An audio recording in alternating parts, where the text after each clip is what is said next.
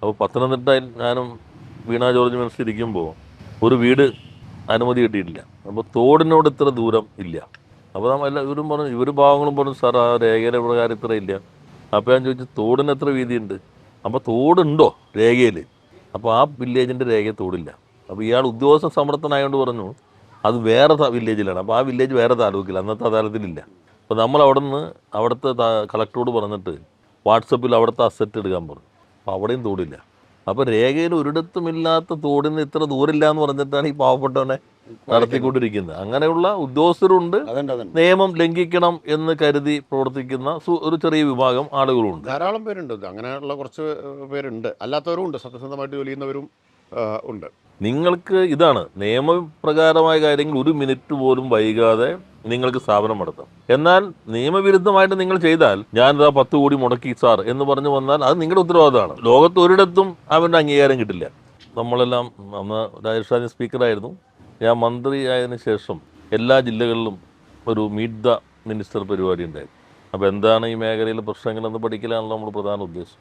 ഏറ്റവും കൂടുതൽ പരാതികളെന്ന് മുഴുവൻ പഞ്ചായത്ത്, മുനിസിപ്പൽ, കോർപ്പറേഷൻ വകുപ്പുകളെ കുറിച്ചായിരുന്നു. നമ്മുടെ രാജ്യത്ത് വ്യവസായ ലൈസൻസ് കൊടുക്കാൻ പഞ്ചായത്തുകൾക്ക് അധികാരമുള്ള അപൂർവ സംസ്ഥാനങ്ങളിലൊന്നാണ് കേരളം. നമ്മൾ ഈ അധികാര വികേന്ദ്രീകരണത്തിൻ്റെ ഭാഗമായി. എന്നാൽ അപേക്ഷ സ്വീകരിക്കുന്നതിൽ, സാങ്കേതികത്വം പറയുന്നതിൽ ഏറ്റവും കൂടുതൽ പരാതിയുള്ള ഒരു മേഖല തദ്ദേശ സ്വയംഭരണ വകുപ്പായിരുന്നു. എന്നാൽ ഇപ്പോൾ നമ്മൾ കുറേയേറെ മാറ്റങ്ങൾ വരുത്താൻ കഴിഞ്ഞിരിക്കുന്നു. യഥാർത്ഥത്തിൽ വ്യവസായ വകുപ്പിൽ അല്ലെങ്കിൽ കേരളത്തിൽ കൂടുതൽ വ്യവസായം വരണമെങ്കിൽ വ്യവസായ വകുപ്പ് മാത്രം വിചാരിച്ചാൽ ഒരിക്കലും വരാൻ കഴിയില്ല. മറ്റെല്ലാ വകുപ്പുകളുടെയും നല്ല പിന്തുണ, മുഖ്യമന്ത്രിയുടെ ഏകോപനം, ഇതൊക്കെയാണ് വന്നിരുന്നത്. ഇപ്പോൾ നമ്മൾ നോക്കുമ്പോൾ നമ്മുടെ ഇൻവെസ്റ്റ് കേരള ഗ്ലോബൽ സബ്മിറ്റ് കഴിഞ്ഞു. മുഖ്യമന്ത്രി തന്നെ നമ്മുടെ എല്ലാവരും യോഗം വിളിച്ചു ചേർത്തു. അപ്പോൾ അത് കഴിഞ്ഞിട്ട് ഒരു വിപ്ലവകരമായ മാറ്റങ്ങൾ, കുറേ ചട്ടങ്ങൾ ഭേദഗതി വരുത്താൻ കഴിയും. എനിക്ക് തോന്നുന്നു കേരളത്തിൻ്റെ ചരിത്രത്തിലെ ഈ വകുപ്പുകളുടെ ഏകോപനം വളരെ പ്രധാനപ്പെട്ട മാറ്റങ്ങൾക്ക് തുടക്കം കുറിക്കുമെന്നാണ് കരുതുന്നത്. അതിൽ എനിക്ക് പ്രധാനമായിട്ടും പറയാനുള്ളത് നമ്മുടെ ലൈസൻസ്, വീടുകളിൽ സംരംഭം തുടങ്ങുക എന്നുള്ളത്. ഇപ്പോൾ കേരളത്തിൽ 3000 സ്ക്വയർ ഫീറ്റൊക്കെ ഉള്ള വീടുകൾ നല്ല രീതിയിലുണ്ട്. അതിൻ്റെ പരതാമസമൊക്കെ വളരെ ആവേശകരമായിരിക്കുമെങ്കിലും പിന്നെ ഇത് അടിച്ചു തുടയ്ക്കലൊക്കെ ബുദ്ധിമുട്ടായിരിക്കും. വീട്ടിൽ നല്ല വിഭവശേഷിയുണ്ട്, മാനവ വിഭവശേഷി. BCom വീട്ടമ്മ, BA വീട്ടമ്മ, MBA വീട്ടമ്മ. അങ്ങനെയാണ് ഗവൺമെൻറ്റിൻ്റെയും LDFിൻ്റെയും പരിപാടിയിൽ തന്നെ ഒരു വീട്ടിലൊരു സംരംഭം. നമ്മൾ അതിനെ പൂർണ്ണമായിട്ടും തടസ്സമുണ്ടാക്കിയിരുന്ന ചട്ടങ്ങളായിരുന്നു തദ്ദേശ സ്വയംഭരണ വകുപ്പ്. ഇപ്പോൾ വന്നിട്ടുള്ള മാറ്റം എനിക്ക് തോന്നുന്നു കേരളത്തിൻ്റെ ഒരു മുഖച്ഛായ തന്നെ മാറ്റുന്നതാണ്. എന്താണ് അതിന് ആ മാറ്റങ്ങൾ എന്ന് ചുരുക്കി പറഞ്ഞാൽ? പണ്ട് നമുക്കൊരു വില്ലൻ വേഷമായിരുന്നല്ലോ ഉണ്ടായിരുന്നത്. തദ്ദേശ സ്ഥാപനങ്ങൾക്ക് എല്ലാ സംരംഭങ്ങളെയും മുടക്കുന്നവർ, വ്യവസായങ്ങൾക്ക് സ്റ്റോപ്പ് മെമ്മോ കൊടുക്കുന്നവർ, വിവേചനരഹിതമായിട്ട് സ്റ്റോപ്പ് മെമ്മോ കൊടുക്കുന്നവർ, സംരംഭകരെ വട്ടം കറക്കുന്നവർ. ഓർക്കുന്നുണ്ടാവും കുറച്ചു കാലം മുമ്പ് വന്ന ചില വാർത്തകളൊക്കെ. അവിടെ നിന്ന് ഇപ്പോൾ രാജീവ് പറഞ്ഞ പോലെ നമുക്കൊരു വലിയ കൂട്ടായ പ്രവർത്തനം കൊണ്ടൊരു വലിയ മാറ്റം ഉണ്ടായി. ഇപ്പോൾ ഇൻവെസ്റ്റ് മീറ്റ് നടക്കുന്നതിൻ്റെ തലേ ദിവസം പത്രസമ്മേളനം നടത്തിയിട്ട് ഞാനന്ന് പ്രഖ്യാപിച്ചിരുന്നു, പഞ്ചായത്ത് മുനിസിപ്പൽ ലൈസൻസ് ചട്ടങ്ങളിൽ ഭേദഗതി വരുത്തുന്നു. ഇൻവെസ്റ്റ് മീറ്റ് നടക്കുന്ന ദിവസം അത് പ്രധാന വാർത്തയായിരുന്നു. നല്ല ആത്മവിശ്വാസം നൽകിയത്. അതെ, വലിയ വാർത്തയായിരുന്നു. അന്ന് നമ്മൾ സംസാരിച്ചത് ഞാൻ ഓർക്കുന്നുണ്ട്. അത് കഴിഞ്ഞ് ഞങ്ങളുടെ അദാലത്ത് നടന്നുകൊണ്ടിരിക്കുമ്പോൾ ഈ പറഞ്ഞ ഒരുപാട് പരാതികൾ അദാലത്തിൽ വന്നിരുന്നു, സമാനമായിട്ടുള്ള പരാതികൾ. മലപ്പുറത്തെ അദാലത്തിൽ വലിയൊരു ആൾക്കൂട്ടത്തിൻ്റെ നടുവിലിരിക്കുമ്പോഴാണ് രാജീവിൻ്റെ ഫോൺ വരുന്നത്. അപ്പോൾ ഞാൻ തിരക്കിനിടയ്ക്കാണ് ആകെ വേർത്ത് കുളിച്ചിരിക്കുക. അപ്പം ഞാൻ പറഞ്ഞു വ്യവസായ മന്ത്രിയാണ്, എന്താ നോക്കട്ടെ എന്ന് പറഞ്ഞു. ഫോൺ എടുത്തപ്പോൾ എന്നെ വിളിച്ചത് ഡൽഹിയിൽ നിന്നാണ്. അപ്പോൾ ഒരു സന്തോഷ വാർത്ത പറയാനാണ് വിളിച്ചത്. Keralam ease of doing business റാങ്കിങ്ങിൽ 1ാം റാങ്ക് കരസ്ഥമാക്കിയിരിക്കുന്നു, അതിൽ നിങ്ങളൊരു വലിയ പ്രധാനപ്പെട്ട പങ്ക് വഹിച്ചിട്ടുണ്ടല്ലോ എന്ന് പറഞ്ഞത് ഞാൻ. അപ്പോൾ നമ്മളൊരു ഏകോപിതമായിട്ട് നടത്തിയ പ്രവർത്തനത്തിൻ്റെ ഭാഗമായിട്ടാണ് ഈ പരിഷ്കാരങ്ങൾ നമുക്ക് കൊണ്ടുവരാൻ പറ്റിയത്. അതിൽ ഏറ്റവും പ്രധാനം ഈ പറഞ്ഞതാണ്, വീടുകളിൽ സംരംഭം ആരംഭിക്കാൻ ഇപ്പോൾ പഞ്ചായത്ത് ചട്ടങ്ങളിൽ ഭേദഗതി വരുത്തിക്കഴിഞ്ഞു. മുനിസിപ്പൽ ചട്ടങ്ങളിൽ സമാനമായ ഭേദഗതി ഉടൻ വരും, വിജ്ഞാപനം ചെയ്യും. ആ ഭേദഗതിയുടെ ചുരുക്കം എന്താണെന്ന് ചോദിച്ചാൽ, വീട്ടിൽ 50% സ്ഥലം സംരംഭത്തിന് ഉപയോഗിക്കാം. അപ്പോൾ അതിൻ്റെ ഉപയോഗ ഗണം ഏതാണ്, ഒക്യുപ്പൻസി ഏതാണെന്ന് നോക്കാതെ ലൈസൻസ് കൊടുക്കും. അപ്പോൾ ലൈസൻസ് കൊടുക്കുമ്പോൾ ഉള്ള ഗുണം എന്താണെന്ന് വെച്ചാൽ അവർക്ക് ലോണ് കിട്ടും, സബ്സിഡി കിട്ടും, മറ്റാനുകൂല്യങ്ങൾ കിട്ടും. ലൈസൻസ് ഇല്ലെങ്കിൽ ഇത് പലതും കിട്ടില്ല. ഇന്നലെ എൻ്റെ മണ്ഡലത്തിൽ നമ്മളവിടെ ഒരു സംരംഭക സംഗമം നടത്തിയത് ഓർക്കുന്നില്ല. ഇന്നലെ ഒരു കൗതുകകരമായ അനുഭവം ഉണ്ടായി. അപ്പോൾ ഒരു സംരംഭം എന്ന് പറഞ്ഞാൽ ഈ ഒരു മേക്ക് ഓവർ സംരംഭമാണ്. ഒരു വനിത അവർ ഈ രംഗത്ത് വൈദഗ്ധ്യമുള്ള ഒരാളാണ്. വീടിനോട് ചേർന്ന് തന്നെ വീട്ടുവളപ്പിൽ തന്നെ അവരൊരു സംരംഭം ആരംഭിച്ചിരിക്കുകയാണ്. നല്ല മികച്ച സംരംഭമാണ്. ഞാനതിൻ്റെ ഉദ്ഘാടനത്തിന് പോയിട്ടുണ്ടായിരുന്നു. അപ്പോൾ ഞാൻ അവരോട് പറഞ്ഞു ഈ വരുത്തിയ മാറ്റം, അതുകൊണ്ട് നിങ്ങൾക്ക് ഇനി സബ്സിഡി, ലോണ്, മറ്റെല്ലാ കാര്യങ്ങളും കിട്ടുമെന്ന്. അപ്പോൾ വന്നു തുടങ്ങിയെന്നാണ് ഞാൻ പറഞ്ഞത്. വന്നു തുടങ്ങിയിരിക്കുന്നു. കേരളത്തിൽ ഈ പറഞ്ഞത് വളരെ ശരിയാണ്. വലിയ വീടുകളാണ് എല്ലാവരും വയ്ക്കുന്നത്. ആ വലിയ വീടുകളിൽ താമസിക്കാൻ മാത്രം ആളുണ്ടാവാറുമില്ല പലപ്പോഴും. അപ്പോൾ വീടുകൾ തന്നെ ഇപ്പോൾ ഒരു വരുമാനം ഉണ്ടാക്കാൻ പറ്റുന്ന കേന്ദ്രങ്ങളായിട്ട് മാറുകയാണ്. അതിന് പുറമെയാണ് അടച്ചിട്ട 18 ലക്ഷം വീടുണ്ടെന്നാണ് കണക്ക്. 18 ലക്ഷം വീട്. അപ്പം അടച്ചിട്ട വീടുകൾ ഇടയ്ക്കൊരു വാർത്തയും വിവാദമൊക്കെ വന്ന് ഓർക്കുന്നുണ്ടാവും, അടച്ചിട്ട വീടിന് നികുതി വരാൻ പോകുന്നു എന്നൊക്കെ പറഞ്ഞിട്ട്. പക്ഷേ ഇപ്പം നമ്മൾ ചെയ്യുന്നതെന്ന് വെച്ചാൽ അടച്ചിട്ട വീടാണെങ്കിൽ, ആൾ താമസം ഇല്ലാത്ത വീടാണെങ്കിൽ 100% സ്ഥലവും ഇതിനുപയോഗിക്കാം. അപ്പോൾ വലിയൊരു വിപ്ലവകരമായ മാറ്റത്തിനുള്ള ഒരു സാഹചര്യം ഇപ്പോൾ ഒരുങ്ങിക്കഴിഞ്ഞിരിക്കുന്നു. ഏതാനും വർഷം കൊണ്ട് വലിയ മാറ്റം ഉണ്ടാവുമെന്നാണ് വിചാരിക്കുന്നത്. കാരണം സംരംഭങ്ങൾ ധാരാളമായിട്ട് വരും. അതിന് പ്രത്യേക മുതൽ മുടക്കിൻ്റെ ആവശ്യമില്ലാതെ വരും. പുതിയൊരു കെട്ടിടം, മറ്റു കാര്യങ്ങളൊന്നും ആവശ്യമില്ല. ലൈസൻസ് വീട്ടിലെ സംരംഭത്തിന് കൊടുക്കുന്നു മാത്രമല്ല, ലൈസൻസ് ചട്ടങ്ങൾ തന്നെ ഉദാരാക്കിയല്ലോ. ഇപ്പോൾ ഈ പലതിനും ലൈസൻസ് വേണ്ട, രജിസ്ട്രേഷൻ മതി. ഇപ്പോൾ ഈ വൈറ്റ് ഗ്രീൻ കാറ്റഗറി ആണെങ്കിൽ ലൈസൻസ് വേണ്ട. വ്യവസായ മേഖല, ഇൻഡസ്ട്രിയൽ പാർക്കിലാണെങ്കിൽ ലൈസൻസിൻ്റെ ആവശ്യമില്ല. പിന്നെ ലൈസൻസ് കിട്ടണമെങ്കിൽ ആവശ്യമായിട്ട് രേഖകളുടെ എണ്ണം കുറച്ചു. കൈവശാവകാശ സർട്ടിഫിക്കറ്റ് മാത്രം ഉണ്ടായാൽ മതി. പിന്നെ PCBയുടെ അനുമതി വേണ്ടിടത്ത് ആ അനുമതിയും ആവശ്യമാണ്. ബാക്കി നേരത്തെ ഉണ്ടായിരുന്ന അനേകം രേഖകളുടെ എണ്ണം അതിൻ്റെ ഒന്നും ആവശ്യമില്ല. അപ്പോൾ ഇങ്ങനെയുള്ള കുറേ മാറ്റങ്ങൾ ഇപ്പോൾ വരുത്തിയതുകൂടി ലൈസൻസ് വ്യവസ്ഥകൾ ഉദാരമാക്കി. ലൈസൻസ് വീടുകളിൽ കൊടുക്കാം എന്ന നില വന്നു. അപ്പോൾ വീടുകളിൽ സംരംഭങ്ങൾ ആരംഭിക്കുക എന്നുള്ള സ്ഥിതി വന്നു. ഈ പറഞ്ഞത് ശരിയാണ്.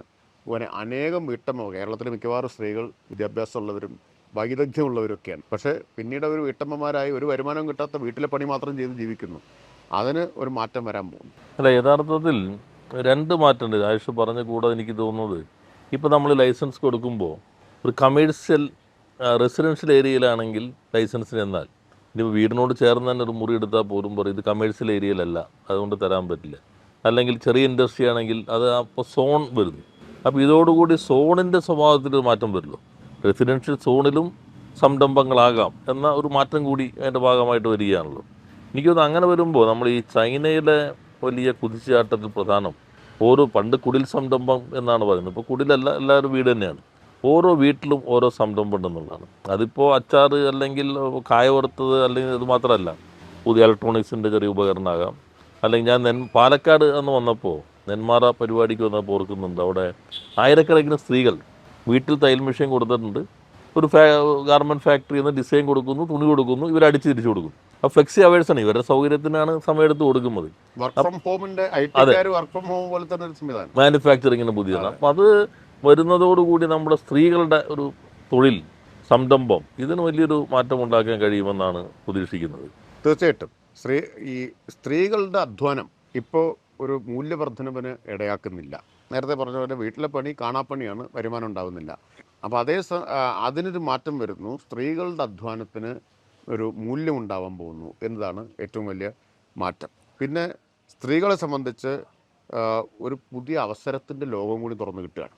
സംയുക്തമായിട്ട് സ്ത്രീകളും പുരുഷന്മാർക്കും ചേർന്നിട്ടുള്ള സംരംഭങ്ങൾ, വീട്ടിലെ കുടുംബത്തിന് തന്നെ ഒരു സംരംഭം എന്ന നിലയ്ക്ക് ആരംഭിക്കാം. വലിയ സാധ്യതയാണ്. ഈ ചൈനയുടെ മാതൃക പറഞ്ഞത് തീർച്ചയായിട്ടും കുറച്ച് കാലത്തിനുള്ളിൽ കേരളത്തിലുണ്ടാവാൻ പോകുന്നൊരു മാറ്റമായിരിക്കും. നമ്മുടെ GDP-യിൽ വലിയ റിഫ്ലക്ഷൻ അതിൻ്റെ ഉണ്ടാവും എന്ന് നിസ്സംശയം പറയാൻ പറ്റും. അതിൽ ആക്ടിവിറ്റി മാറ്റം പറഞ്ഞല്ലോ. ഇപ്പോൾ നമ്മൾ നേരത്തെ വ്യവസായ വകുപ്പിൻ്റെ തന്നെ ഒരു പ്രാകൃതമായ രീതി, ഒരു പേപ്പർ കപ്പ് നമ്മൾ അല്ലെങ്കിൽ പ്ലാസ്റ്റിക് കപ്പ് നിർമ്മിക്കുന്നു. കുറച്ച് കഴിയുമ്പോൾ ഗവൺമെൻറ് തന്നെ പ്ലാസ്റ്റിക് കപ്പ് ഇപ്പോൾ നല്ല ശക്തമായ നടപടികളാണല്ലോ, നിരോധിച്ചു. അപ്പോൾ ഇയാൾക്കൊന്ന് പേപ്പർ കപ്പിലേക്ക് പോകണം. അപ്പോൾ പേപ്പർ കപ്പിലേക്ക് പോകാൻ തീരുമാനിച്ച് നേരത്തെ അതിൻ്റെ അനുമതി കിട്ടി വരുമ്പോഴേക്കും പേപ്പർ കപ്പ് നിരോധിച്ചിട്ടുണ്ടാവും. 4-5 വർഷം എടുക്കും. അല്ലെങ്കിൽ ഒരാൾ മരണപ്പെട്ടു, അല്ല മക്കൾക്ക് ഓണർ, അതിൽ റവന്യൂ വകുപ്പും ഇതുപോലെ വളരെ സഹായകരമായ നിലപാടെടുക്കും. അങ്ങനെ നമ്മളൊക്കെ ജനിക്കുന്നതിന് മുമ്പുള്ള ചട്ടങ്ങളാണ് ഇതിൻ്റെ ഭാഗമായി മാറ്റിയത്. അതുകൊണ്ട് എസ്റ്റേറ്റുകൾക്കകത്ത് ഈ മാറ്റം നേരത്തെ വന്നു, നമുക്ക് അങ്ങോട്ടും ഇങ്ങോട്ടും മാറാൻ കഴിയും. ഇപ്പോൾ എനിക്ക് ഇന്നലെ ഒരാൾ അയക്കുകയുണ്ടായി, നിങ്ങൾ മന്ത്രിമാരെല്ലാം പ്രഖ്യാപിക്കുന്നു വീട്ടിലും തുടങ്ങാം, പക്ഷേ എനിക്ക് കൊച്ചി കോർപ്പറേഷനിൽ ഞാനിതാ ലൈസൻസിന് കൊടുത്തിട്ട് ഇത് കമേഴ്ഷ്യൽ ഏരിയയാണ്, ഇവിടെ അല്ല റെസിഡൻഷ്യൽ ഏരിയയാണ്, ഇവിടെ തരാൻ കഴിയില്ല എന്ന് മറുപടി പറഞ്ഞതായിട്ട് ഒരാൾ നൽകുകയുണ്ടായി. അപ്പം ഇനി പഞ്ചായത്തിൽ നിന്നുള്ളതിനെ അങ്ങോട്ടൊക്കെ ഒന്ന് മാറാൻ കഴിയും. എത്രയും പെട്ടെന്ന് തന്നെ മുനിസിപ്പാലിറ്റിയിലും ഇതേ ചട്ടഭേദഗതികൾ നിലവിൽ വരും. ഗസറ്റിൽ നോട്ടിഫൈ ചെയ്യും. ഇപ്പോൾ പഞ്ചായത്തിലേതാണ് ആദ്യം വന്നത്, ഒട്ടും വൈകാതെ ഇത് വരും. വേറെ പ്രത്യേകത ഈ പറഞ്ഞ ലൈസൻസ് മാറ്റാം. ഇപ്പോൾ ഒരാൾ ഉടമ മാറുന്നു, നേരത്തെ ലൈസൻസ് മാറ്റാൻ പറ്റില്ല, പുതിയ ലൈസൻസ് എടുക്കണം. ഇപ്പോൾ ലൈസൻസും ട്രാൻസ്ഫർ ചെയ്യാൻ പറ്റും.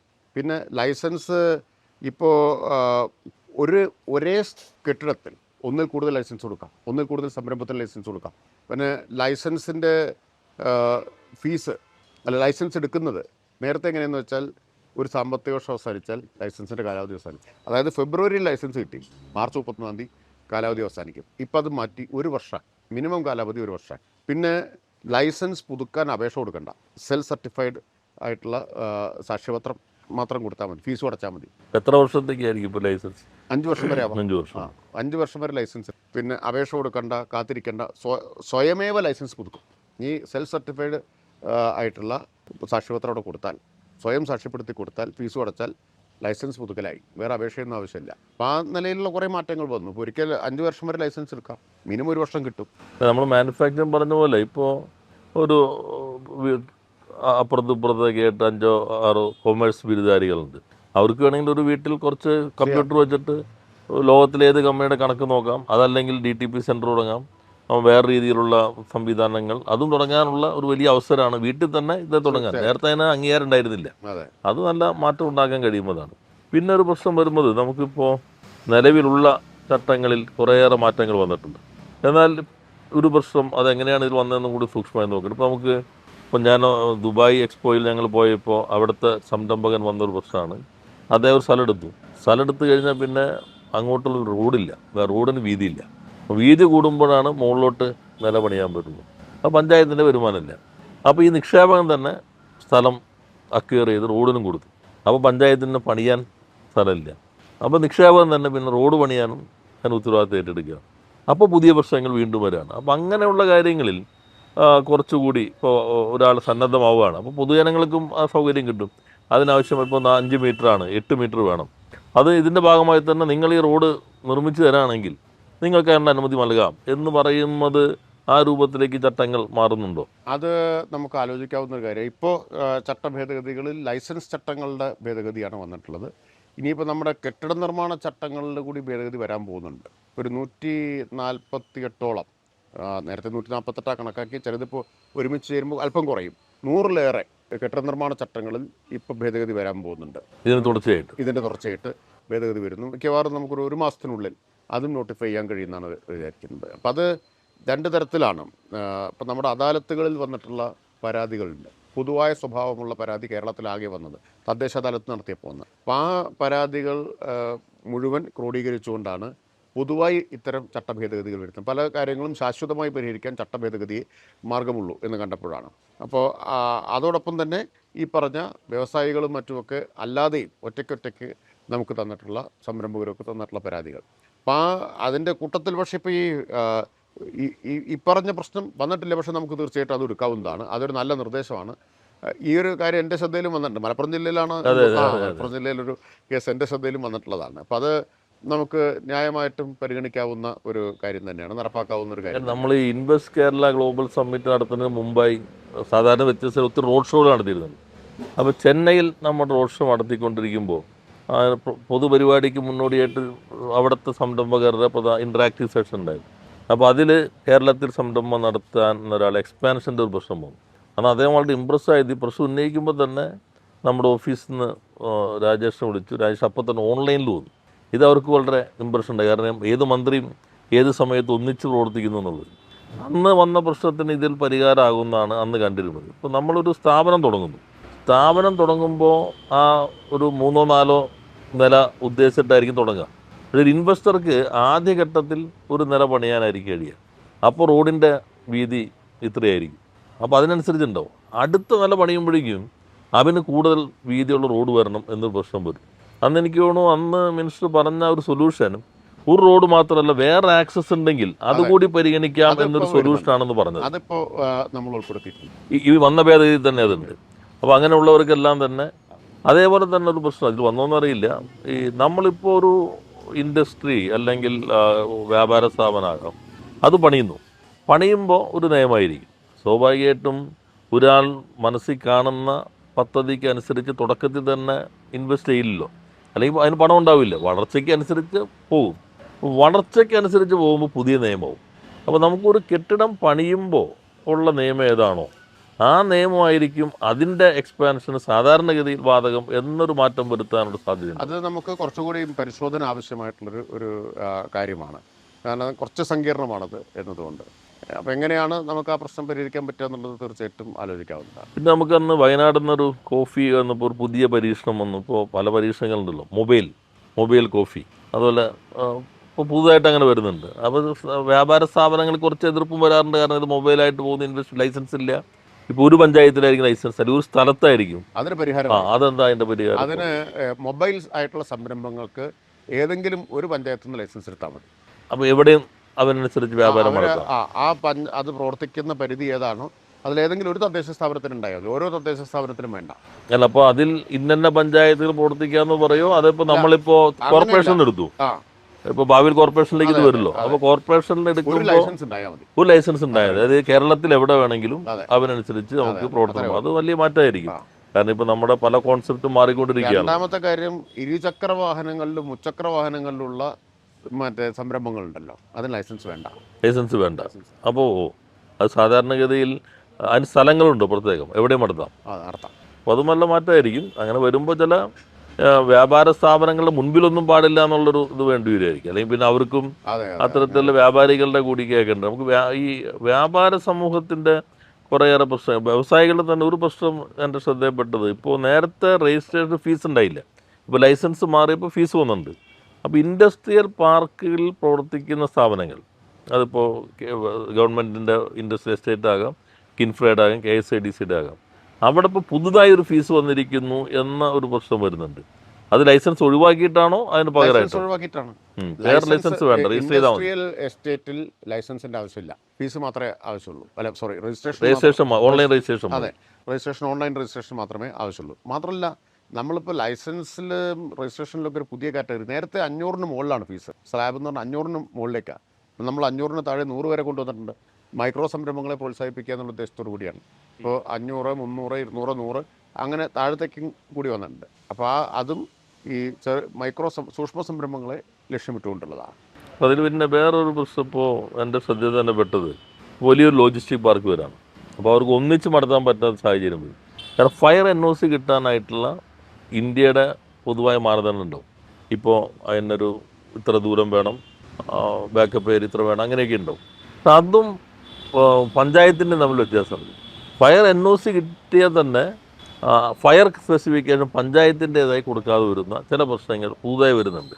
അതെങ്ങനെ യൂണിഫിക്കേഷൻ നമുക്കൊരു ആവശ്യമില്ലേ? നമുക്ക് ഫയറിൻ്റെ NOCയുടെ കാര്യത്തിൽ പഞ്ചായത്തല്ല, നമ്മുടെ ഫയർ ആൻഡ് റെസ്ക്യൂ വിഭാഗം തന്നെയാണല്ലോ അതിൽ അന്തിമ വാക്ക്.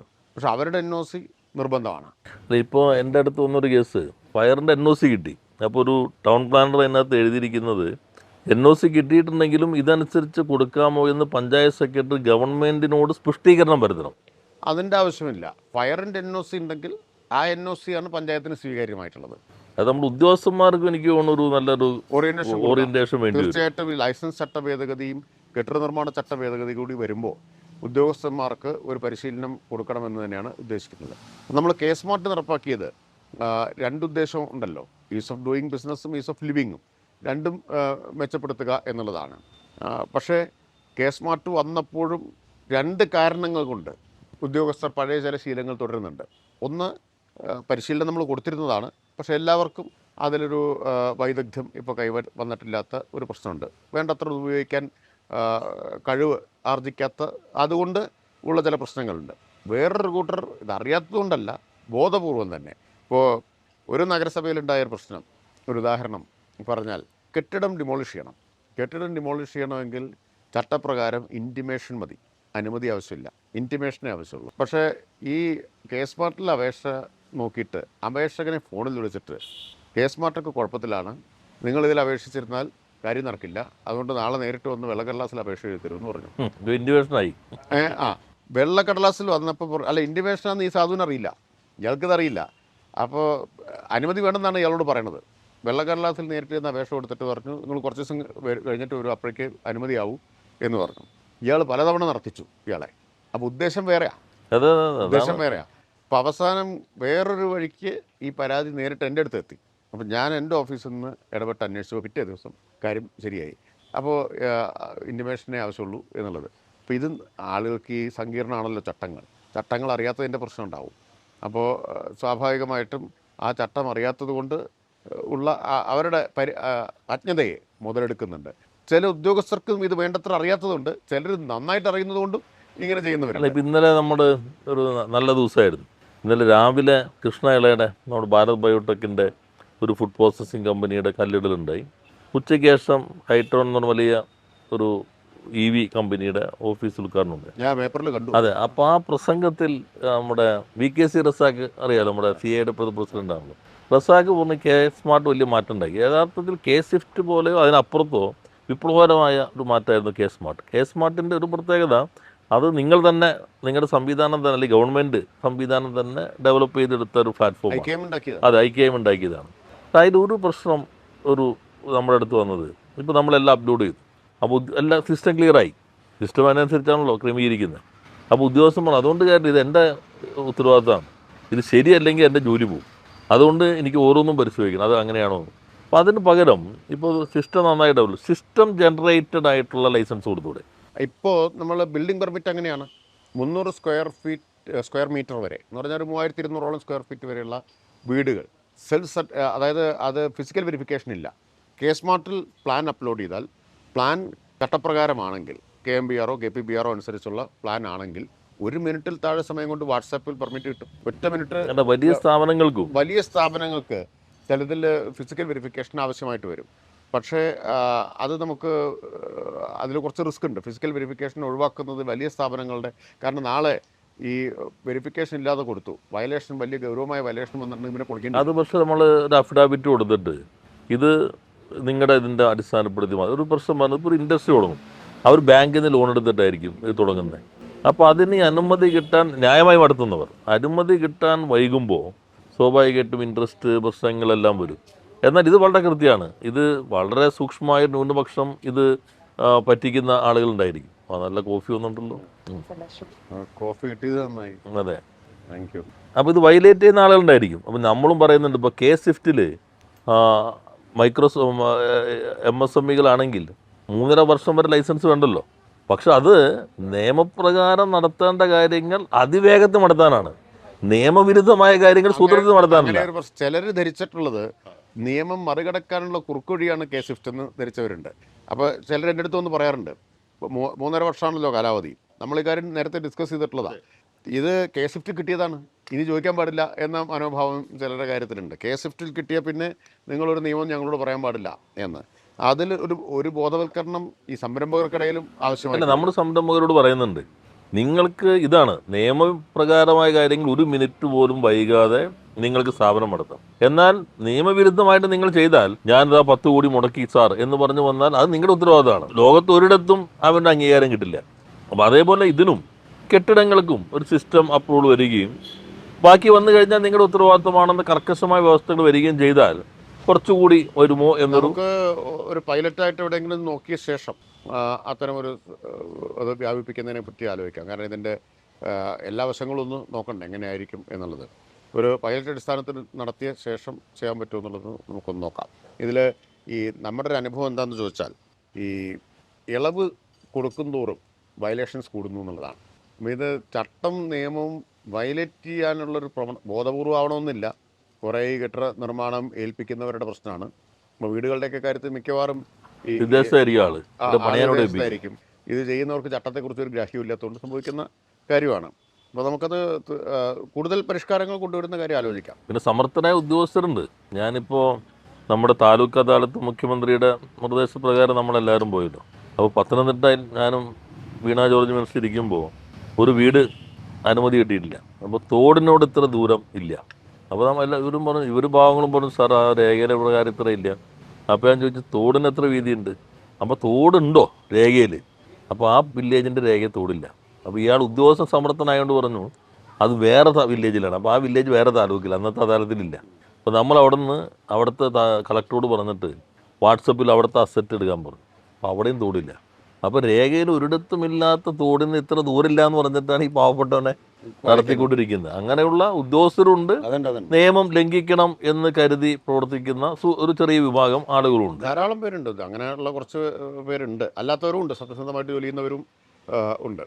അപ്പോൾ നമ്മളിപ്പോൾ എന്തായാലും ഒരു ഓറിയൻറ്റേഷൻ ഈ ചട്ടഭേദഗതികളെക്കുറിച്ച് കൊടുക്കാം. ഒപ്പം ഒരു കൈപ്പുസ്തകവും ഈ ഉദ്യോഗസ്ഥർക്ക് ഓൺലൈനായിട്ടും ലഭ്യമാക്കാൻ ഉദ്ദേശിക്കുന്നുണ്ട്. ഇ ബുക്ക് നല്ലതാണ്, അതെ, സംരംഭകർക്കും ഉദ്യോഗസ്ഥർക്കും. ഒരു ഇ ബുക്കും പിന്നെ ഒരു കൈപ്പുസ്തകവും അല്ലാതെ തന്നെ ഹാർഡ് കോപ്പി ഇവർക്ക് ഉദ്യോഗസ്ഥർക്ക് കൊടുക്കാൻ എപ്പോൾ വേണമെങ്കിൽ മറച്ചു നോക്കാൻ പറ്റുന്ന തരത്തിൽ ഇതെല്ലാം ലഭ്യമാക്കാൻ ഉദ്ദേശിക്കുന്നത്. നമ്മൾ പഞ്ചായത്തിൽ സംരംഭക സഭ നടത്തിയല്ലോ, സംസ്ഥാനതല ഉദ്ഘാടനം തിരുവനന്തപുരത്ത് മിനിസ്റ്റർ തന്നെയാണ് നിർവഹിച്ചത്, കാട്ടാക്കടയിൽ.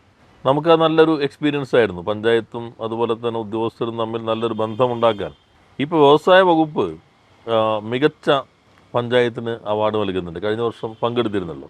അതുപോലെ ഇത്രയും മാറ്റങ്ങളാകെ വരുന്ന ഒരു ഘട്ടത്തിൽ നമുക്ക് ഈ പഞ്ചായത്തുകളെ ഗ്രേഡ് ചെയ്യുമ്പോൾ ഒരു റാങ്കിങ്ങിൽ തദ്ദേശ സ്വയംഭരണ വകുപ്പിനും എത്ര മൂലധനം ആകർഷിക്കാൻ കഴിഞ്ഞു, ആ പഞ്ചായത്തിൽ എത്ര തൊഴിലുണ്ടാക്കി, അത് വീടിനകത്താകാം, പുറത്താകാം, എസ്റ്റേറ്റിലാകാം, ഏത് രൂപത്തിലാകട്ടെ, അതിൻ്റെ അടിസ്ഥാനത്തിൽ നമുക്ക് പഞ്ചായത്ത് റാങ്ക് ചെയ്യുകയും അവർക്കൊരു പ്രോത്സാഹനം കൊടുക്കുകയും ചെയ്യുന്ന കാര്യം ആലോചിക്കാൻ നല്ലൊരു ആശയമാണ്. ഞങ്ങളിപ്പോൾ ഗ്രേഡിങ്ങിൻ്റെ ഗൈഡ് ലൈൻ ഒക്കെ അന്തിമമാക്കിക്കൊണ്ടിരിക്കുകയാണ്. ഇപ്പോൾ നമ്മൾ ഇത് വന്നിട്ടില്ല, പക്ഷേ ഇപ്പോൾ രാജീവ് പറഞ്ഞതിൻ്റെ അടിസ്ഥാനത്തിൽ ഇതുകൂടി നമ്മൾ കൂട്ടിച്ചേർക്കാവുന്നതാണ്. നല്ലൊരു ആശയവും നിർദ്ദേശമാണ്. കാരണം നമ്മളെ തന്നെ ഇപ്പോൾ തദ്ദേശ സ്വയംഭരണ വകുപ്പിൻ്റെ തന്നെ ഒരു ഊന്നൽ ലോക്കൽ എക്കണോമിക് ഡെവലപ്മെൻറ്റിൽ പ്രാദേശിക സാമ്പത്തിക വികസനം. അപ്പോൾ പ്രാദേശിക സാമ്പത്തിക വികസനത്തെ നമ്മൾ തീർച്ചയായിട്ടും പഞ്ചായത്തിൻ്റെ പെർഫോമൻസ് അളക്കുന്നതിനുള്ള ഒരു മാനദണ്ഡമായിട്ട് മാറേണ്ടതുണ്ട്. അതിൽ ഒരു ഞാൻ പറഞ്ഞ രണ്ട് ഭാഗമാണ്, ഒന്ന് മൂലധനം തൊഴിൽ, അതുപോലെ തന്നെ തനത് വരുമാനത്തിൽ വ്യവസായ മേഖലയിൽ നിന്ന് എത്ര സംഭാവന വന്നിരിക്കുന്നു. അപ്പോൾ അത് നല്ല ഒരു മാറ്റം ഉണ്ടാക്കാനായിട്ട് സഹായകരമായിരിക്കുന്നതും. നമ്മുടെ പഞ്ചായത്തുകളിലെല്ലാം വ്യവസായ വകുപ്പ് ആദ്യം ഒരു ഇന്റേണിനെ വെച്ചിരുന്നു. ഇപ്പോൾ നമ്മുടെ റാമ്പ് പ്രോഗ്രാമിൻ്റെ ഭാഗമായി 2 or 3 തദ്ദേശ സ്വയംഭരണ സ്ഥാപനങ്ങൾക്ക് ഒരാളെ വെച്ചിട്ടുണ്ട്. അവർക്കും ഇപ്പോൾ ഒരു ഗുണമുണ്ട്, പഞ്ചായത്തിനും ഇതുമായി സഹകരിക്കാനുള്ളൊരു മത്സര ബുദ്ധി ഇതിൻ്റെ ഭാഗമായി വന്നിട്ടുണ്ട്. വ്യവസായ വകുപ്പും ചേർന്ന് നിൽക്കുന്നത് യഥാർത്ഥത്തിൽ തദ്ദേശ സ്വയംഭരണ വകുപ്പിനാണ് സഹായകരമായിട്ട് വരുന്നത്. പഴയ അന്തരീക്ഷം വലിയ തോതിൽ മാറിയല്ലോ.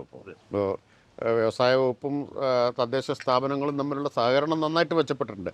പറഞ്ഞ ഒറ്റപ്പെട്ട കുറേ പ്രശ്നങ്ങൾ ബാക്കിയുണ്ടെങ്കിലും ഇനി പ്രധാനപ്പെട്ടൊരു കാര്യമുണ്ട്. ഒന്ന്, ഈ ലൈസൻസ് ഫീസ് നമ്മൾ മൂലധന നിക്ഷേപത്തിൻ്റെ അടിസ്ഥാനത്തിലാക്കി പൂർണ്ണമായിട്ട്. അത് മൂലധന നിക്ഷേപത്തിൻ്റെ അടിസ്ഥാനത്തിലാക്കിയെന്ന് മാത്രമല്ല, അതിൽ കെട്ടിടം, ഭൂമി ഇത് രണ്ടും ഒഴിവാക്കുകയും ചെയ്യും. അത് പ്രധാനം, അത് വളരെ പ്രധാനപ്പെട്ട ഒരു മാറ്റം. അപ്പോൾ വർക്കിംഗ് ക്യാപിറ്റലിൻ്റെ മാത്രം അടിസ്ഥാനത്തിൽ കേരളത്തെ സംബന്ധിച്ച് ക്യാപിറ്റലിലെ പ്രധാനപ്പെട്ട ഒരു ഭാഗം പോകുന്നത് ലാൻഡ് കോസ്റ്റാണ്. പ്രത്യേകിച്ച് നമ്മുടെ പാർക്കുകളിൽ പോലും ഉയർന്ന ലാൻഡ് കോസ്റ്റ് വരും. അപ്പോൾ അതും മിഷണറി ഒഴിവാക്കുന്നുണ്ട്. ഭൂമിയും കെട്ടിടവും അത് മതി, ബാക്കി മെഷീനറി ബാക്കി സ്വാഭാവികമായിട്ട് നമ്മൾ തന്നെ ഇപ്പോൾ പുതിയ മെഷീനറി ആരംഭിക്കുകയാണെങ്കിൽ, പുതിയ വ്യവസായമാണെങ്കിൽ മെഷീനറികളുടെ ടാക്സിൻ്റെ സ്റ്റേറ്റ് കോമ്പോണൻറ്റ് പൂർണ്ണമായിട്ട് നമ്മൾ തിരിച്ചു കൊടുക്കുന്നുണ്ട് നമ്മുടെ പുതിയ വ്യവസായ നയത്തിൽ. അപ്പോൾ ഇത് രണ്ടും വരുന്നതോടുകൂടി എനിക്ക് തോന്നുന്നു ലൈസൻസ് നിരസിച്ചാൽ ഫീസ് തിരിച്ചു കൊടുക്കും. അത് ശരി. അതുകൊണ്ട് ലൈസൻസും രജിസ്ട്രേഷനും രണ്ടും കൊടുക്കുന്നില്ലെങ്കിൽ, നിരസിച്ചാലെന്നല്ല, നിരസിക്കാൻ പറ്റില്ല. അങ്ങനെ ഒരു വ്യവസ്ഥയുണ്ട്. ലൈസൻസ് നിരസിക്കാൻ പറ്റില്ല, ഉപാധികൾ വെക്കാനേ പറ്റും. ഇപ്പോൾ എന്തെങ്കിലും ഒരു പ്രശ്നമുണ്ട്, ഇന്ന കാര്യം കൂടി കൂട്ടിച്ചേർക്കണം, അല്ലെങ്കിൽ ഇന്ന സംവിധാനം ഏർപ്പെടുത്തണം എന്ന് പറയാമെന്നല്ലാതെ ലൈസൻസ് ഇനി നിഷേധിക്കാനോ നിരസിക്കാനോ പറ്റില്ല. അത് നല്ല കാര്യം. അതേപോലെ തന്നെ പ്രശ്നമായിരുന്നു നമ്മുടെ ഈ മീറ്റ് ദ മിനിസ്റ്ററിലെല്ലാം വന്നൊരു പ്രശ്നം, സ്റ്റോപ്പ് മെമ്മോകൾ. നമ്മൾ ചെല്ലുമ്പോൾ ഒരു ഫാക്ടറി അടക്കണം, പോലീസ് വന്നിട്ട് പറഞ്ഞു ഇവിടെ പൊല്യൂഷൻ ഉണ്ട്, നാളെ അടയ്ക്കണം. അല്ലെങ്കിൽ പഞ്ചായത്ത് സെക്രട്ടറി വന്നിട്ട് പറയും ഇവിടെ എന്താ ഭയങ്കര. അപ്പോൾ ഞാൻ തന്നെ വീട്ടിൽ ഒരു മന്ത്രി വന്നാലും നമുക്കാർക്കും സവിശേഷമായി മൂക്കില്ല, അല്ലെങ്കിൽ പരിശോധിക്കാനുള്ള എക്സ്പെർട്ടൈസേഷൻ ഇല്ല, അതിന് അധികാരമില്ല.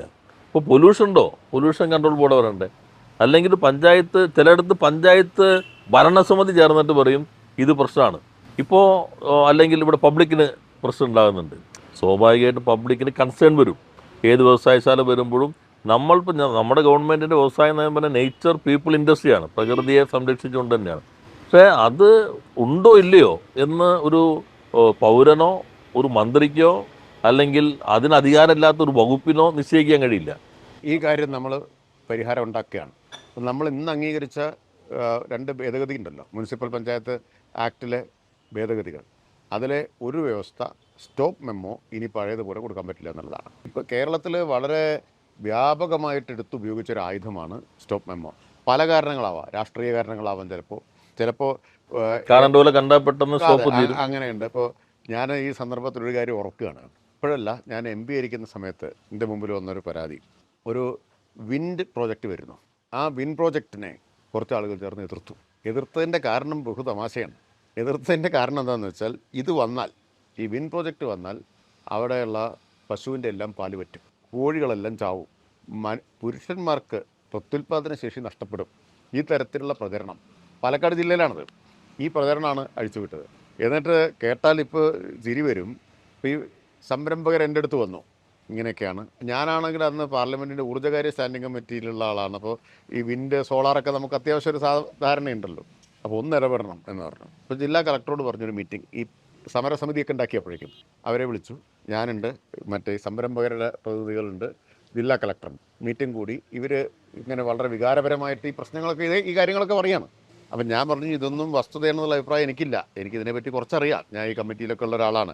പക്ഷെ ഞാനല്ല അത് ആധികാരികമായി പറയേണ്ടത്. നമുക്കൊരു കാര്യം ചെയ്യാം, IIT ഉണ്ടല്ലോ, IITയോടൊരു പഠനം നടത്താൻ പറയാം എന്ന് പറഞ്ഞു. തീരുമാനമായി, എല്ലാവരും സമ്മതിച്ചു. ഞാൻ പറഞ്ഞു, പറയുന്നത് കുറച്ച് നാണക്കേടാണ്, വിൻഡിന് ഇങ്ങനെയുള്ള പ്രശ്നങ്ങളുണ്ടോ എന്ന് നിങ്ങൾ പഠിക്കണം എന്ന് പറയുന്നത് ഒരു നാണക്കേടാണെങ്കിൽ ഞാൻ പറയാം. ഞാൻ IIT ഡയറക്ടറെ വിളിച്ചപ്പോൾ അദ്ദേഹം പൊട്ടിച്ചിരിച്ചു ഇത് കേട്ടപ്പോൾ, ഈ കാര്യം പറഞ്ഞപ്പോൾ. അദ്ദേഹം പറഞ്ഞു, ശരി, ഞങ്ങൾ ചെയ്തു തരാം. അവരൊരു പഠനമൊക്കെ നടത്തിയിട്ട് 1 മാസം കൊണ്ട് റിപ്പോർട്ട് തന്നു. വീണ്ടും ഇവരെ വിളിച്ചു. റിപ്പോർട്ട് അവതരിപ്പിച്ച സമയത്ത് ഈ സമരസമിതിക്കാർ പറയുകയാണ്, IITക്കാർക്കൊന്നും കാര്യമൊന്നും അറിയില്ല, ഇതൊന്നും ശരിയല്ല, ഞങ്ങൾക്കറിയാം എന്നാണ്. അവസാനം പിന്നെ പോലീസിനെ ഉപയോഗിച്ചിട്ടാണ് നടത്തേണ്ടി വന്നത്. ഇതാണ് നമ്മുടെ നാട്ടിൽ. അതിൻ്റെ താല്പര്യം വേറെയായിരുന്നു. ഇവർ വലിയ തുക മുടക്കുന്നു, ഇവരിൽ നിന്ന് കുറച്ച് പൈസ വാങ്ങാം, എതിർപ്പുണ്ടാക്കിയിട്ട് വാങ്ങാം. അത്തരം കാര്യങ്ങളൊന്നും വേണ്ടത്ര പ്രചരിപ്പിക്കുന്നില്ല നമ്മുടെ മാധ്യമങ്ങൾ. അതാണ് എൻ്റെ. അപ്പോൾ അത് പ്രചരിപ്പിക്കാൻ കഴിയുന്നൊരു കൂട്ടരുടേതായിരുന്നു. എന്നിട്ടും ഇത് ഏതാനും വർഷം മുമ്പത്തെയാണ്. അപ്പോൾ പൈസ വാങ്ങുക എന്നുള്ളതായിരുന്നു ഉദ്ദേശം. അപ്പം ഇങ്ങനെ ഒരു സമ്മർദ്ദ ഗ്രൂപ്പ് വിചാരിച്ചാൽ ഒരു സംരംഭം വരുന്നത് മുടക്കാൻ പറ്റും. ഇമാതിരി ന്യായങ്ങൾ പറഞ്ഞിട്ട് മുടക്കാൻ പറ്റും. ആ സ്ഥിതി മാറി. ഇപ്പം നമ്മൾ ഈ നിയമത്തിൽ ചട്ടത്തിൽ കൊണ്ടുവന്നത്, പക്ഷേ ചട്ടം മാത്രം പോരാ, ഒരു ലെജിസ്ലേറ്റീവ് ബാക്കിംഗ് അതിന് വേണമെന്നുള്ളത് കൊണ്ട് ഇന്ന് നമ്മൾ അംഗീകരിച്ച ഈ 2 ഭേദഗതികളിലും ഇത് വന്നിട്ടുണ്ട്. സ്റ്റോപ്പ് മെമ്മോ ഇനി വിദഗ്ധ അഭിപ്രായം എടുക്കാതെ കൊടുക്കാം. ഇപ്പോൾ ഈ പറഞ്ഞതുപോലെ, ഇപ്പോൾ പൊല്യൂഷൻ കൺട്രോൾ ബോർഡാണോ പറയേണ്ടത്, പൊല്യൂഷൻ കൺട്രോൾ ബോർഡിൻ്റെ അഭിപ്രായം രേഖാമൂലം വാങ്ങാതെ സ്റ്റോപ്പ് മെമ്മോ കൊടുക്കാൻ പറ്റില്ല. പിന്നെ സ്റ്റോപ്പ് മെമ്മോ കൊടുക്കണമെങ്കിൽ കാര്യകാരണ സഹിതം സെക്രട്ടറി റിപ്പോർട്ട് തയ്യാറാക്കണം. അല്ലാതെ ഇപ്പോഴത്തെ സ്ഥിതി എങ്ങനെയാണെന്ന് വെച്ചാൽ ഏതിനും പോയിട്ട് അതിൽ ചിലതെല്ലാം ഇപ്പോൾ സെക്രട്ടറി തന്നെയാണ് നിർവഹിക്കേണ്ടത്. അപ്പോൾ ചില സ്ഥലങ്ങളിൽ ഇത് പഞ്ചായത്ത് ഭരണസമിതി ജനാധിപത്യമായിട്ട് ഒരു വികസിത രൂപമാണെങ്കിലും നമുക്കിപ്പോൾ എല്ലാ കാര്യങ്ങളും മന്ത്രിമാരുടെ മന്ത്രിസഭയല്ലോ, അതിന് ഡെലിഗേറ്റഡ് പവേഴ്സ് ഉണ്ടല്ലോ. അപ്പോൾ അത് കുറെ കൂടി സെക്രട്ടറിമാർക്ക് തന്നെയായിരിക്കും നല്ലത്. അല്ല, അത് ഇതിൽ സ്റ്റോപ്പ് മെമ്മോ ഇപ്പോൾ കൊടുക്കുന്ന പോലെ കൊടുക്കാൻ പറ്റില്ല. വിദഗ്ധ എന്താണോ സ്റ്റോപ്പ് മെമ്മോ കൊടുക്കുന്നതിന് കാരണം എന്നത് വിദഗ്ധ അഭിപ്രായത്തിൻ്റെ അടിസ്ഥാനത്തിൽ മാത്രമേ കൊടുക്കാൻ പറ്റൂ എന്ന വ്യവസ്ഥ നമ്മൾ കൊണ്ടുവന്നിരിക്കുകയാണ്. അപ്പോൾ ഇപ്പോൾ നിർബാധം സ്റ്റോപ്പ് മെമ്മോ കൊടുത്ത് സംരംഭം തടഞ്ഞു വയ്ക്കുന്ന പൂട്ടിക്കുന്ന സ്ഥിതി ഇനി ഉണ്ടാവില്ല. അതുപോലെ തന്നെ പ്രധാനപ്പെട്ട മറ്റൊരു മാറ്റം നമ്മൾ വരുത്തിയിട്ടുള്ളത്, ഈ ഞാൻ നേരത്തെ പറഞ്ഞല്ലോ, ലൈസൻസ് നിരാകരിക്കാൻ പറ്റില്ല എന്നുള്ള, അത് ഞാൻ നേരത്തെ പറഞ്ഞതാണ്. അതിപ്പോൾ നമുക്കിപ്പോൾ പാലക്കാട് ഇൻഡസ്ട്രിയൽ സ്മാർട്ട് സിറ്റി വരുന്നു. അപ്പോൾ വലിയ സംവിധാനമാണല്ലോ. അപ്പോൾ അവിടെ വരുന്ന വൻകിട സംരംഭങ്ങളുണ്ടാവും, ഇലക്ട്രോണിക്സ് ആകാം. അപ്പോൾ നമ്മുടെ ഈ പുതിയ സമീപനം വരുമ്പോൾ അതിൻ്റെ ഗുണം അവിടെ ഒരു ക്യാച്ച്മെൻറ്റ് ഏരിയ വരും. നമ്മൾ നദി ഒഴുകുമ്പോൾ ആ നദിക്ക് ചുറ്റും ഒരു കൃഷിയുടെ പറ്റിയൊരു ക്യാച്ച്മെൻറ്റ് ഏരിയ വരുമല്ലോ. അങ്ങനെ വരുമ്പോൾ ആ 2-3 ജില്ലകളിലെ വീടുകളിലേക്കൊക്കെ ഈ പുതിയ നയത്തിൻ്റെ ഭാഗമായി ഇതിന് ആവശ്യമായിട്ടുള്ള തീർച്ചയായിട്ടും കമ്പോണൻസ് ഉണ്ടാക്കാൻ അങ്ങനെ ഒരു മാറ്റം, അല്ലെങ്കിൽ വിഴിഞ്ഞത്ത് ഇവിടെ ഉണ്ടാക്കാം. നിക്ഷേപമാണല്ലോ പാലക്കാട്ട് ഇപ്പോൾ പ്രതീക്ഷിക്കുന്നത്. അത് വിഴിഞ്ഞം വന്നു, ഇവിടെ അതുപോലെ തന്നെ അത്തരം സാധ്യതകൾ വരും. കൊച്ചിയിൽ വരാം. കേരളം ആകെ ഒരു നഗരമാണല്ലോ. നിങ്ങളിപ്പോൾ നമ്മൾ ഗ്രഗരം എന്നാണ് പണ്ട് നമ്മളൊക്കെ പ്രസംഗിക്കുക. നഗരവും ഗ്രാമവും അല്ല, മൊത്തം നഗരമാണ്. അപ്പോൾ അർബൻ കോൺക്ലേവ് ഇതെല്ലാം മാറ്റങ്ങൾ വന്നല്ലോ. എനിക്ക് തോന്നുന്നത് നമ്മുടെ ഈ കഴിഞ്ഞ ഗവൺമെൻറ് 2 പ്രധാനപ്പെട്ട നിയമ ഭേദഗതികൾ കൊണ്ടുവന്നിരുന്നു. ഇപ്പോൾ നമ്മൾ നടപ്പിലാക്കുന്നതിൻ്റെ പ്രധാന അടിത്തറ അവിടെ വന്നിരുന്നു. അതാണ് ഏകജാലക നിയമത്തിൻ്റെ ഭേദഗതി. അത് കഴിഞ്ഞ ഗവൺമെൻറ് സന്ദർഭത്തിലാണ് വന്നത്. അതുപോലെ പ്രൈവറ്റ് ഇൻഡസ്ട്രിയൽ പാർക്ക് അന്നത്തെ പോളിസിയാണ്. നമ്മൾ അതിനാവശ്യം മോഡിഫിക്കേഷൻ വരുത്തിയുള്ളൂ. അപ്പോൾ നമുക്ക് 2 പേർക്കുള്ളൊരു സൗകര്യം എന്ന് പറഞ്ഞാൽ ഈ നയങ്ങളിൽ അധികം ആശയക്കുഴപ്പങ്ങളില്ല. ആ ഇട്ട അടിത്തറ അത് ശക്തിപ്പെടുത്തി മുന്നോട്ട് കൊണ്ടുപോകലാണ് ഈ ഗവൺമെൻറ്. അപ്പോൾ ഇപ്പോൾ നമ്മൾ കൊണ്ടുവന്നതിൻ്റെ ഗുണം, ഇപ്പോൾ കഴിഞ്ഞ ദിവസം CIA FICCI അവരുടെ മീറ്റിംഗ് ഉണ്ടായിരുന്നു. അപ്പോൾ ഒരു സംരംഭം പറഞ്ഞു, ഇപ്പോൾ ഈ ഗവൺമെൻറ് ചെയ്തുകൊണ്ടിരിക്കുന്ന ഈ കാര്യങ്ങളുടെ ഒറിജിനൽ റിസൾട്ട് ഇപ്പോൾ കുറേ മാറ്റം വന്നു. നമ്മുടെ ഇൻവെസ്റ്റ് സമ്മിറ്റിൽ വന്നതിൽ ഇന്നലെ ഞാൻ കല്ലിട്ട് 98ാമത്തെ പദ്ധതിയാണ്. ഇതിനിടയിൽ 23.7% നിർമ്മാണത്തിലേക്ക് വന്നു. പക്ഷേ ഇതിൻ്റെ ഗുണം കിട്ടണമെങ്കിൽ ഒരു 5 കൊല്ലം ഇനി ഒരു 5-10 കൊല്ലം കൂടി വേണം എന്നുള്ളതാണ്. അപ്പോൾ ഒരു തുടർച്ച, അത് കഴിഞ്ഞ ഗവൺമെൻറ് തുടർച്ച ഈ ഗവൺമെൻറ് വന്നത് വളരെ ഗുണകരമായി. കുറച്ച് ഉണ്ടായതുകൊണ്ടാണ് ഇത്രയും മുന്നേറ്റം ഉണ്ടാക്കാൻ അതെ, പറ്റിയത്. അപ്പോൾ അതൊരു കുതിച്ചുചാട്ടത്തിലേക്ക് എത്തണമെങ്കിൽ യഥാർത്ഥത്തിൽ ഒരു തുടർച്ച കേരളം ആഗ്രഹിക്കുന്നു എന്നതല്ലേ യാഥാർത്ഥ്യം എന്നാണ് തീർച്ചയായിട്ടും, എനിക്ക് തീർച്ചയായിട്ടും. തോന്നുന്നത്. ഒരു പ്രധാനപ്പെട്ട കാര്യം പറയാൻ വിട്ടുപോയി. അത് ഈ നമ്മുടെ ലൈസൻസ് ഡീംഡാക്കി മാറ്റി. അതായത് ലൈസൻസിന് 5 ദിവസത്തിനുള്ളിൽ കൊടുത്തില്ലെങ്കിൽ ലൈസൻസ് ഡീംഡായിരിക്കും. ആ പ്രധാനപ്പെട്ട മാറ്റം വന്നു. അപ്പോൾ വെച്ച് താമസിപ്പിക്കാൻ പറ്റില്ല. 2, ചിലതിന് പഞ്ചായത്തിൻ്റെ അനുമതി വേണം, പെർമിഷൻ വേണം. ഇപ്പോൾ പഞ്ചായത്ത് പെർമിഷൻ കൊടുക്കില്ല, അറിയാമല്ലോ. നമ്മുടെ മുമ്പിൽ പല കേസുകളും അങ്ങനെ വന്നിട്ടുണ്ട്, ഈ പറഞ്ഞ പല കാരണങ്ങൾ കൊണ്ട്. ഈ നേരത്തെ പറഞ്ഞ കേസൊക്കെ പഞ്ചായത്ത് അനുമതി കൊടുക്കാതെ വട്ടം ചുറ്റിച്ച കേസാണ്, ഈ വിൻഡിൻ്റെയൊക്കെ കാര്യം പറഞ്ഞു. ഇപ്പോൾ പഞ്ചായത്തിൻ്റെ അനുമതി 1 മാസത്തിനുള്ളിൽ കൊടുത്തിട്ടില്ലെങ്കിൽ ഡീംഡാണ്. പെർമിഷനും ഡീംഡ്. പെർമിഷൻ ഡീംഡാണ്. 30 ദിവസം വരെ സമയമുണ്ട്. ആവശ്യമായിട്ടുള്ള കൂടുതൽ വിവരങ്ങളോ രേഖകളോ വേണമെങ്കിൽ പറയാം. 30 ദിവസത്തിനുള്ളിൽ കൊടുത്തിട്ടില്ലെങ്കിൽ ഡീംഡാണ്. അപ്പം അതും വലിയ മാറ്റം ഉണ്ടാക്കും. അതെ, അപ്പോൾ യഥാർത്ഥത്തിൽ നമ്മുടെ ഒരു ഭരണ സംവിധാനത്തിൻ്റെ പ്രത്യേകത ഒരു ടീമാണല്ലോ. അതിൽ ഇപ്പോൾ മുഖ്യമന്ത്രി ആ യോഗം വിളിച്ചു. ആ യോഗം വളരെ സൂക്ഷ്മമായിട്ടാണ് ഓരോ വകുപ്പിൻ്റെ കാര്യങ്ങൾ. അപ്പോൾ വകുപ്പുകളും നോക്കുമ്പോൾ ഇത് ആ വകുപ്പിൻ്റെയാണ്, ഈ വകുപ്പിൻ്റെ എന്നല്ല. നമ്മൾ ടീമിൽ അങ്ങോട്ടും ഇങ്ങോട്ടും മെസ്സിയും റൊണാൾഡോയൊക്കെ പാസ് ചെയ്ത് പോകുന്ന പോലെ വകുപ്പുകൾക്കിടയിൽ ആരോഗ്യകരമായിട്ടൊരു മത്സരമുണ്ട്. ആരാണ് കൂടുതൽ വേഗത്തിൽ ഈ നടപ്പിലാക്കുന്നത്? ലൈസൻസ് ചട്ടം ആദ്യം അതെ, നിങ്ങളാണ് ആദ്യം കൊണ്ടുപോകുന്നത്. അതെ അതെ അതെ, ആദ്യം തന്നെ കൊണ്ടുവന്നു. മറ്റു വകുപ്പുകൾ അതിലേക്ക് എത്തുന്നേ ഉള്ളൂ. എനിക്ക് തോന്നുന്നു കേരളത്തിൻ്റെ നമ്മുടെ ചെറുപ്പക്കാർ, ഇപ്പോൾ രാജേഷ് ശ്രദ്ധിച്ചിട്ടുണ്ടാവുമല്ലോ, ലിങ്ക്ഡിൻ്റെ റിപ്പോർട്ടിൽ പറയുന്നത് റിവേഴ്സ് മൈഗ്രേഷൻ 172% ഗ്രോത്ത് റേറ്റ്. ഈ ഒരു വർഷം 40,000 പ്രൊഫഷണലുകൾ അമേരിക്ക, UK, ഇന്ത്യയിലെ മറ്റ് സംസ്ഥാനങ്ങളിൽ നിന്ന് കേരളത്തിലേക്ക് തിരിച്ചു വന്ന് ജോലി കയറി എന്നുള്ളതാണ്. ചിലർ പറഞ്ഞാൽ അവിടെ പണിയില്ലാത്തതുകൊണ്ട് തിരിച്ചൊന്നുമല്ല. Reverse migration is happening. അപ്പോൾ നമ്മൾ ഉണ്ടാക്കുന്ന ഇക്കോ സിസ്റ്റം ഇതേപോലൊരു 5 കൊല്ലത്തേക്ക് മുന്നോട്ട് പോയാൽ, ഇപ്പോൾ നമ്മളെല്ലാവരും സെമിനാറുകൾ സംഘടിപ്പിക്കാൻ പോകാണല്ലോ 2039 എങ്ങനെ ആയിരിക്കണം എന്നുള്ളത്. 31ലേക്കാണല്ലോ പോകുന്നത്. അപ്പോൾ അങ്ങനെ വന്നാൽ എനിക്ക് തോന്നുന്നു നമ്മുടെ ചെറുപ്പക്കാർക്ക് ഇവിടെ തന്നെ ഉള്ള വലിയ മാറ്റത്തിലേക്ക് കേരളം പോകുമെന്നാണ് എനിക്ക് തോന്നുന്നത്. എന്തായാലും വ്യവസായ വകുപ്പിനും നമ്മുടെ കേരളത്തിനും ഏറെ സഹായകരമായ വിപ്ലവകരമായ മാറ്റങ്ങളാണ് തദ്ദേശ സ്വയംഭരണ വകുപ്പ് നൽകിയിട്ടുള്ളത്. അതിന് കേരളത്തിലെ സംരംഭക സമൂഹത്തിനും ഭാവി തലമുറയ്ക്കും വേണ്ടി ഞാൻ പ്രത്യേകം നന്ദി രേഖപ്പെടുത്തുകയും ചെയ്തു. ഇതിൽ ഏറ്റവും പ്രധാനപ്പെട്ട കാര്യം നേരത്തെ പറഞ്ഞതാണ്. ഒന്ന് ഏകോപനം, മറ്റൊന്ന് തുടർച്ച. ഒരു ടീം എന്ന നിലയിൽ ഇത്രയും ഒത്തിണക്കത്തോടെ, അത്രമാത്രം ഒത്തിണക്കത്തോടെ നമ്മുടെ എല്ലാ വകുപ്പുകൾക്കും പ്രവർത്തിക്കാൻ കഴിഞ്ഞു എന്നുള്ളതാണ് ഏറ്റവും പ്രധാനപ്പെട്ട കാര്യം.